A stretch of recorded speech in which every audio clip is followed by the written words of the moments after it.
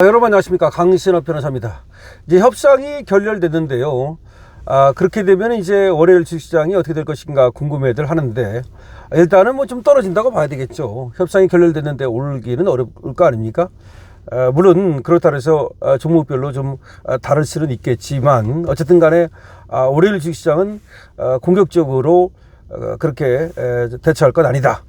수동적으로, 수비적으로 그렇게 대처를 해야 된다, 이렇게 말씀을 드릴 수가 있겠는데, 일단 주식시장보다도 더 관심을 가질 수밖에 없는 것은 우리의 환율입니다. 그리고 물가입니다. 그리고 금리입니다. 강신업TV에서는 말이죠, 여러분의 스마트한 경제생활을 위해서 경제뉴스도 좀 자주 전해드리려고 하는데요.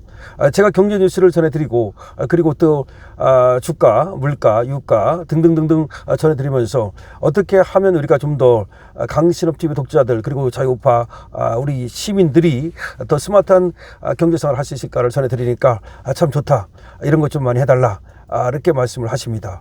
제가 또 지금 주식투자의 어려움, 단타하면 안 된다는 거, 그리고 그것이 도박성이 있기 때문에 패가망신의 지름길이다, 이런 거 알려드리니까, 또 어떤 분이 댓글을 썼는데, 그렇다, 전원주처럼 사놓고서 그야말로 우량주를 사놓고서 쳐다보지도 않고 몇 년 동안 갖고 있는 것이 최고다. 맞습니다. 그렇게 하면 됩니다.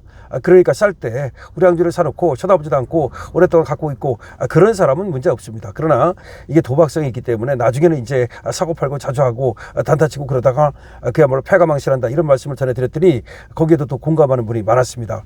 그러면서 자신의 경험담이라든가 이런 것들을 얘기하는데, 얼마나 이게 우리한테 그런 얘기를 서로 공유하면서, 그러니까 실패하지 않기 위한 그런 어떤 팁을 드리는 겁니다. 그렇다고 해서 주식투자 절대 하지 마라, 그런 얘기가 아닙니다.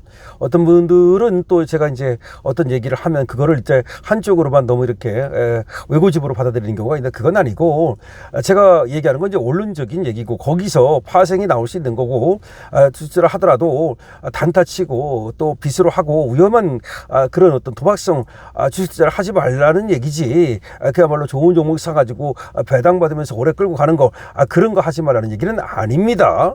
여러분께서도 그걸 아셔야 되고요. 그리고 또 웬만하면 또 안 하는 것도 하나의 방법이라는 것도 사실입니다. 내가 그러니까 자신 있게 오랫동안 가지고 있을 수 없다, 나한테 도박성이 굉장히 크다, 그런 사람은 이게 도박으로 하면 반드시 망한다, 그런 얘기니까 여러분께서 이제 자신에게 맞는 투자 방법이라든가 그런 것들을 찾으면 되겠습니다.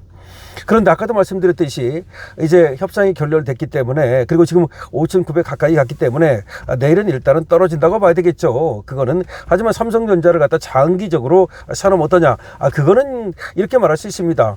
낮을 때, 쌀 때 사놓으면 삼성전자 같은 거는 오랫동안 가져가면 수익이 날 수 있겠죠. 그러니까 그런 것도 하지 말라, 그런 얘기는 아니라는 겁니다. 다만 내가 신경 쓰는 거 싫다 그런 사람은 아예 하지 않는 것도 하나의 방법이 되겠습니다. 자, 지금 얘기하려는 건 그런 주가보다도 지금 제2의 IMF 얘기가 나오기 때문에 이에 대해서 말씀을 드리려는 겁니다. 설마. 그렇죠. 설마가 항상 우리가 이제 이 설마 하다가 다 하고 마는데, 일단은 말이죠, 제2의 IMF가 온다, 환율 1,900원이 돌파되면 IMF가 올 가능성이 많다라고 지금 얘기하고 있는 이런 뉴스를 하나 전해드리고 계속해서 논평을 하겠습니다. 자, 한번 들어보시죠. 1997년에도 2008년에도 사람들은 설마라고 했습니다. 그 설마라는 안일함 뒤에 숨어있다가 평생 피땀 흘려 모은 재산을 길바닥에 뿌린 분들을 제가 수천 명, 아니 수만 명을 목격했습니다. 이거 맞는 말입니다. 오늘 이야기는 단순한 경제 전망이 아닙니다.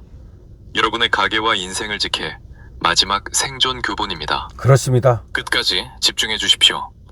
잠시 시간을 돌려 1997년 가을로 가보겠습니다. IMF 위기입니다. 당시 정부와 한국은행은 연일 뉴스에 나와 우리 경제의 기초 여건, 펀더멘털은 세계 최고 수준이다. 외환 보유고는 넉넉하니 동요하지 말라고 국민을 안심시켰습니다. 하지만 현장의 공기는 완전히 달랐습니다. 매일 아침 전 세계 유수의 은행들로부터 날아오던 팩스에는 롤오버 만기 연장 거부라는 차가운 단어가 박혀 있었습니다. 우리가 해외에서 빌린 돈, 형님 동생하며 골프 치던 일본과 미국의 은행가들에게 전화를 걸면 그들은 미안하다는 말 한마디와 함께 전화를 끊어버렸습니다. 돈의 혈관이 막히기 시작한 겁니다. 그때 환율이 800원에서 2,000원까지 치솟는 데는 불과 몇 달이 걸리지 않았습니다. 당시 제 단골 고객이었던 한 중소기업 사장님은 평생 일궈온 공장이 하룻밤 사이에 부도가 나자 제 책상 앞에서 소주병을 통째로 마시며 통곡하셨습니다. 원화 가치가 떨어지니 갚아야 할 달러 빚은 2배로 불어났고 원자재 값은 3배가 됐습니다. 이건 노력을 해서 극복할 수 있는 수준이 아니었습니다. 지금 제가 다시 그 소름 끼치는 냄새를 맡습니다. 자본이 빠져나가는 냄새. 국가 경제의 시스템이 비명을 지르는 소리 말입니다. 자본이 빠져나가고 있다. 자, 이제 냉정하게 숫자로 따져봅시다. 왜 1,900원이라는 숫자가 허황된 소리가 아닌지 말씀드리겠습니다. 경제는 감정이 아니라 과학입니다. 현재 미국은 강력한 고용지표를 바탕으로 금리를 높게 유지하며 전 세계의 달러를 진공청소기처럼 빨아들이고 있습니다. 반면 우리나라는 어떻습니까? 돈이 빠져나간다는 겁니다. 1천조 원이 훌쩍 넘는 가계부채라는 폭탄 때문에 금리를 올리고 싶어도 올리지 못하는 외통수에 걸려 있습니다.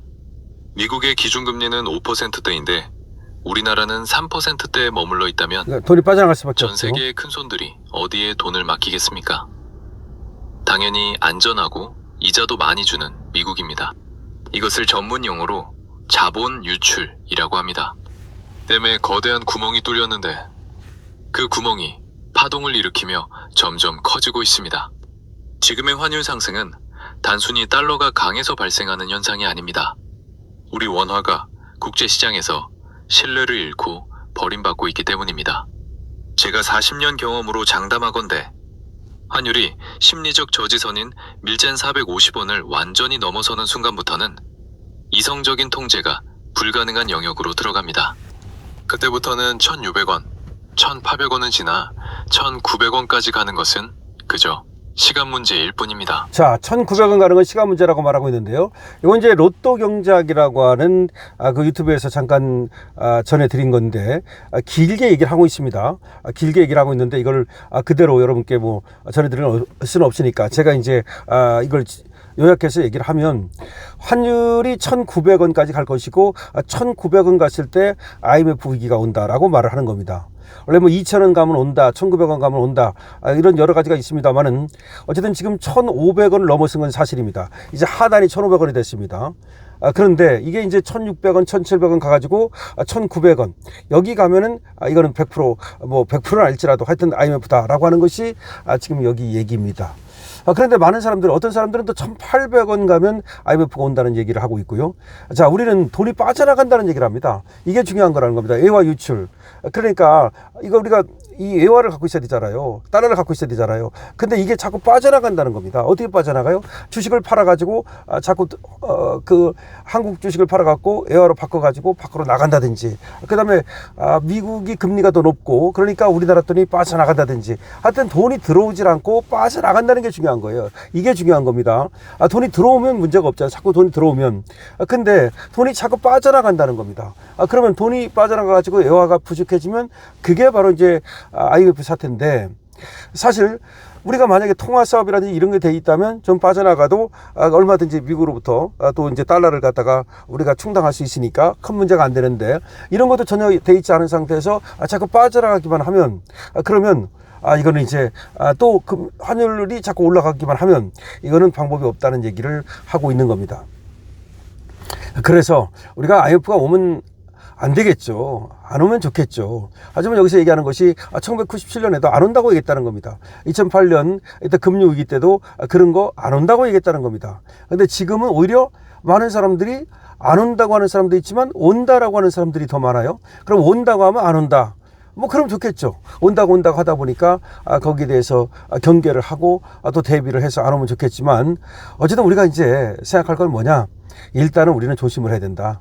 일단은 조심을 해야 된다. 만약에 IMF가 오면요, 그야말로 주식시장 반토막 나고요. 반토막이 뭡니까? 뭐 3분의 1, 4분의 1 아니면 10분의 1 될 수도 있고요. 부동산 시장도 완전히 그야말로 개박살 납니다. 그렇기 때문에 현금을 확보하라. 현금을 확보하라. 이 말을 자꾸 하거든요. 그것도 달러도 확보하면 좋겠죠. 근데 달러가 아니라 하더라도 한국 돈이라 하더라도 하여튼 간에 현금을 확보하라는 말을 자꾸 합니다. 여러분, 현금을 확보해 나가는 거.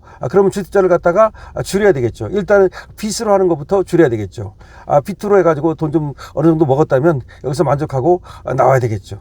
그 다음에 또 한다 하더라도 그야말로 삼성전자 같은 주가, 하이닉스 같은 주가 많이 떨어졌을 때 들어가는 것은 그래도 조금 안전하겠습니다만은, 그렇지 않은데 급등한 주식 같은 거 샀다가는 그야말로 죽을 때까지도 그 본전이 오지 않을 수도 있겠죠. 자, 어쨌든 자꾸 IMF 얘기가 나온다는 거, 그 다음에 현금을 확보하라는 얘기가 나온다는 거, 여러분께서 관심 가져주시기 바랍니다. 여러분들은 지금부터 이제 현금을 많이 확보하는 그런 전략, 특히 한국 돈 말고도 달러 자산이라든가 이런 것들을 확보하는 전략을 조금씩 펴나가는 것은 좋은 방법으로 보입니다. 강신업 TV입니다.